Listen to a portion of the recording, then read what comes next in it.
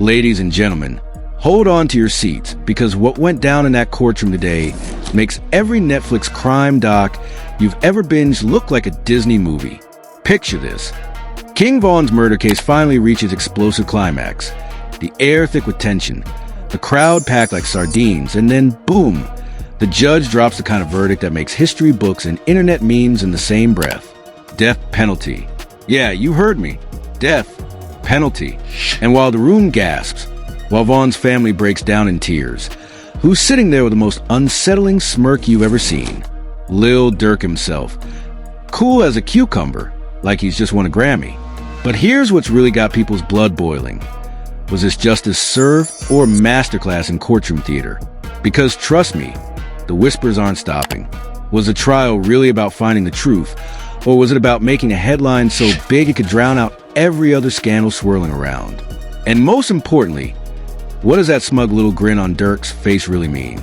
Stick around, because the story I'm about to spill isn't just about a verdict. It's about the kind of backroom deals, betrayals, and power plays that make you question everything you thought you knew. All right, let's rewind for a second. Because before we even get to that jaw-dropping verdict, we gotta talk about how we got here. This isn't just some random trial where the verdict shocked a few people. No. This is the kind of trial where every single day felt like a season finale of a crime drama. And at the center of it all, Lil Durk, the man, the myth, the headline machine. Now, for those of you living under a rock or just blissfully avoiding the circus that's been going on, here's the breakdown. The state had been building this case for years. Years of whispers, alleged gang ties, old beefs, and grainy surveillance footage that would make any conspiracy theorist lose sleep. And right when the public thought the whole thing had been quietly swept under the rug, bam. Prosecutors hit back with the kind of murder trial that makes you think, wait, are we watching real life or a scripted series? Von's murder wasn't just tragic, it was messy. Public fights, rap rivalries, a street war bubbling just beneath the surface. And through it all, Durk's name kept popping up. Like that one villain in a movie who's always in the background smirking but never quite getting caught. Except this time, he was front and center. And when the court documents dropped, they read like a mixtape of chaos. Alleged witness tampering, phone records that mysteriously disappeared, and, get this, a rumor that someone in the prosecution's own team was feeding information straight to Durk's camp. Of course, Durk's fans were ready with a free Durk. Hashtags before the trial even began. His defense team? Oh! They went for full Hollywood treatment. Custom suits, dramatic pauses, and a closing statement so slick you'd think it was written by Quentin Tarantino. But the prosecution wasn't there to play. They came in swinging, painting Durk not as a bystander, but as the mastermind, the one pulling strings behind closed doors. And here's where it gets really wild, because the key witness? Yeah, they weren't some random neighbor or a stranger who happened to be there. No, this was someone from inside Von's circle. Someone who claimed they knew the plan before it happened. Imagine sitting there in court, hearing someone spill every detail. Where they met, what was said, even the exact time Durk allegedly gave the green light. People in the gallery were holding their breath, like they were watching the climax of a telenovela. Then came the bombshell. Recordings, not studio tracks. Phone calls. Late-night conversations that prosecutors swore were between Durk and one of the shooters. The defense tried to poke holes in it. That's not even his voice, they argued. But the jury? Oh! They leaned in like they were listening to leaked Drake tracks. And while all this was playing out, the media was having a field day. Every gossip blog, every YouTube channel, every self-proclaimed street insider had their own spin. One day, Durk's an innocent man being targeted by a corrupt system. The next, he's a cold-blooded puppet master with more enemies than friends. And let's be real, the man didn't help his own case. Showing up to court looking like he just stepped off a music video set, smiling at reporters like they were asking about his album sales. Yeah, not the best look when you're facing a capital murder charge. But if you think this was just a legal battle, think again. This trial became a public spectacle. There were lines outside the courthouse every morning. Fans, protesters, bloggers, and a few people who probably just wandered in thinking they'd see free drama. Security had to be doubled after a scuffle broke out between two rival groups outside. At one point, someone even tried to sneak in with a camera disguised as a coffee cup. I wish I was making that up. Inside the courtroom, it was even more intense. Every time Durk so much as blinked, someone in the gallery was taking notes like it was going to be on the final exam. The judge? Oh! They ran this trial with the patience of a saint and the authority of a mafia boss. No nonsense, no interruptions. But you could feel it. The tension, the drama, the unspoken question. Would this be the day we finally see a rapper get the death penalty for something that's been whispered about for years? And then, just when it seemed like maybe, the defense had created enough doubt to sway the jury, the prosecution pulled out their final card: financial records. Payments, large sums of cash, all traced back to accounts connected to Durk. The amounts were eye-watering, enough to make you wonder, was this hush money, payments to keep certain people quiet, or just business expenses in a rap game? The prosecutors didn't have to prove exactly what the money was for. They just had to make the jury believe it wasn't innocent. By this point, the public was split down the middle. On one side, you had die-hard fans screaming "set up" at the top of their lungs. On the other, you had people convinced this was the day justice would finally be served for Vaughn. And in the middle of it all, Durk, cool, calm, and collected like the verdict didn't matter. And that's when the whispers started getting louder. Rumors about a deal made behind closed doors. That maybe this verdict wouldn't be about evidence at all, but about making an example. Some people even swore they saw members of Vaughn's family being escorted into a private meeting with the DA just days before the closing arguments. What was discussed? Nobody knows. But in a trial like this, every secret meeting, every whispered conversation becomes fuel for speculation. The irony? Even with all this chaos, Durk's music streams were skyrocketing. It's like the controversy only made him more popular. As one fan put on Twitter, he might lose in court, but he's winning in the streets. But the prosecution didn't care about streams, charts, or public opinion. They were here to win. And as the final day of testimony wrapped, the tension in that courtroom was so thick, you could cut it with a knife. Everyone knew what was coming next. Closing arguments. The part where both sides would throw their last punches, hoping to land a knockout blow. That's when the defense pulled a stunt nobody saw coming. They called one last witness, someone they claimed would blow the prosecution's case wide open. The courtroom went silent. Who was it? Why now? And more importantly, would it work? And that is exactly where part 2 picks up, because what that final witness said changed the energy in that room in ways nobody could have predicted. The bailiff's voice cut through the silence like a knife. Defense calls Marcus Slim Hollis to the stand. And instantly, you could feel the energy shift. Slim wasn't just anyone. He was a name that had been floating around the periphery of this case for years. Not quite a friend, not quite an enemy, but a man who always seemed to be there when the story took a dark turn. Now, here's the kicker. Slim wasn't wearing an orange jumpsuit. No prison shackles. No court-appointed lawyer sitting next to him. Nope. He walked in dress sharp, like he'd just left a private dinner at some 5-star restaurant. And the way he looked at Durk when he sat down, that told you everything. This wasn't going to be a regular testimony. This was about to be a show. The defense attorney wasted no time. "Mr. Hollis, were you present on the night King Vaughn was murdered?" Slim leaned back, smirked, and dropped a line that would have social media in flames within minutes. "Present? I organized it." Gasps. Actual audible gasps. Even the judge raised an eyebrow. The prosecution immediately jumped to their feet, shouting objections, but the damage was done.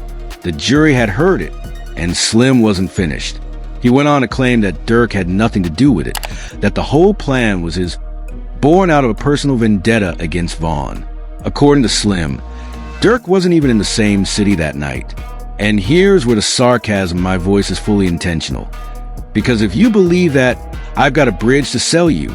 Slim's confession sounded less like a legal admission and more like the plot twist in a bad gangster movie. He painted himself as this lone wolf, taking on a famous rapper just to settle a score. Convenient, right? Especially when you consider that every shred of evidence prosecutors had pointed toward Durk's involvement. But the defense wasn't playing to logic. They were playing to doubt. And Slim was the perfect tool. His testimony was messy, contradictory, and completely at odds with the timeline already established. But if it planted even a seed of uncertainty in just one juror's mind, that could be enough to save Durk from the death penalty. Outside the courthouse, the chaos went nuclear. Fans were screaming that Slim was a real killer all along. News outlets were tripping over each other to get exclusive interviews. And bloggers were already making thumbnails with Slim's face on one side and Durk's smirk on the other. One particularly bold headline read, "The Fall Guy. Is Slim taking the bullet for Durk?" And honestly, that wasn't the worst theory floating around. Because here's the part the defense conveniently left out. Slim had been on Durk's payroll for years. Not officially, of course, nothing on paper. But there were enough business expenses and cash advances moving through mutual associates to make anyone suspicious. And just weeks before this testimony, Slim had suddenly upgraded to a luxury condo in Miami. Paid in full. No mortgage. No explanation. Coincidence? Please. Back inside, the prosecution went on the attack. They tore into Slim's story, pointing out inconsistencies, highlighting his lack of an alibi for other incidents, and hammering home the fact that a confession didn't match the physical evidence. But Slim didn't flinch. He just kept repeating, Durk wasn't there, Durk didn't do it. And while all this was happening, Durk sat there smiling, not the nervous, "I hope this works" smile. No, this was a confident, checkmate kind of smile. The kind that said he already knew how this was going to play out. By the time closing arguments rolled around, the jury looked exhausted. They'd been fed a steady diet of betrayal, street politics, financial trails, and now a last-minute confession that flipped the narrative upside down. The prosecution doubled down, telling the jury that Slim's testimony was a desperate move to save a guilty man. The defense, meanwhile, painted Durk as the victim of a witch hunt, an innocent star being dragged to the mud by a system that wanted a trophy conviction. And the public? Oh, they were eating it up. Twitter spaces were filled with heated debates. TikTok was flooded with conspiracy breakdowns, and Instagram was a minefield of free Durk posts and Vaughn tribute pages going to war in the comments section. But here's the thing about trials like this. They're not just about the law. They're about perception. And perception can be bought, sold, and manipulated. So when the jury went into deliberations, the speculation was immediate. Would they see through Slim's performance? Would they connect the dots between the money, the phone calls, and the timing? Or would they latch onto that tiny sliver of doubt and let Durk walk away? The wait was torture. Hours turned into a full day. Rumors started spreading that the jury was deadlocked, that some jurors wanted the death penalty, while others weren't convinced there was enough to convict at all. At one point, a local news station even reported, incorrectly, that the judge was preparing to declare a mistrial. But then, just as tensions were boiling over, the court clerk made the announcement, "We have a verdict." The streets outside erupted. Crowds surged toward the courthouse steps. Reporters shoved microphones into anyone's face who looked remotely connected to the case, and cops started forming barricades. Inside, the air was electric. Everyone knew this was going to be big. The jury filed back in, each one wearing the same unreadable poker face. The foreman stood, holding the paper that could change everything. The judge asked for the verdict. And that's when the words hit like a sledgehammer. "We, the jury, find the defendant guilty of first-degree murder." Gasps, screams. Vaughn's family broke down, holding on to each other like the weight of the moment might crush them. The prosecution team exchanged tight, grim nods. And Durk? He didn't flinch, didn't blink, just sat there, that same damn smirk on his face. The judge wasn't finished. In light of the jury's recommendation and given the severity of the crime, the court hereby sentences the defendant to death. The room exploded, half in cheers, half in rage. Outside, you could hear the chants already starting, echoing through the streets. And yet, Durk's smirk didn't fade. If anything, it deepened, like he knew something the rest of us didn't. Now, here's the thing about that smirk. It wasn't the look of a man who just had his life signed away by a judge. No, this was the look of someone who'd been playing a long game, and maybe, just maybe, still had cards left to play. Because let's be honest, the ink on that death sentence wasn't even dry before the whispers started again. And these weren't just random fan theories. We're talking insiders, anonymous court staffers, a guy who swears he used to run security for one of Durk's business partners, and even a former prosecutor, claiming that the verdict might not stick. One particularly bold source told me straight up, this isn't over. They're going to file appeals, stall the execution, drag it out for years. By the time anything actually happens, the headlines will have moved on, and so will the public. And if you've watched enough high-profile cases, you know that's not just speculation. It's practically the playbook. But there's another angle here, and it's the one nobody wants to talk about: power. Durk isn't just some random defendant. He's a multimillionaire with connections in music, business, and the streets. That kind of reach doesn't vanish because of a courtroom verdict. And if you think those connections aren't working overtime right now, you're dreaming.